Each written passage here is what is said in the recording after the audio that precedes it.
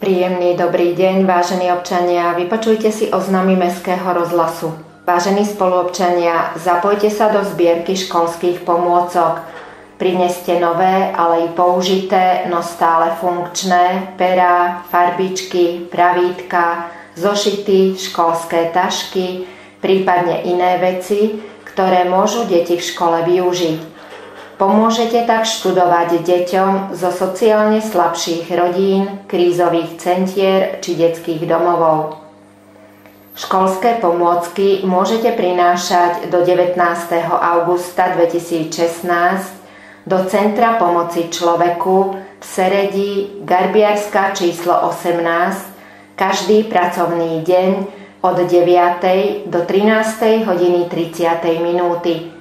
Telefónny kontakt 0948 944 449.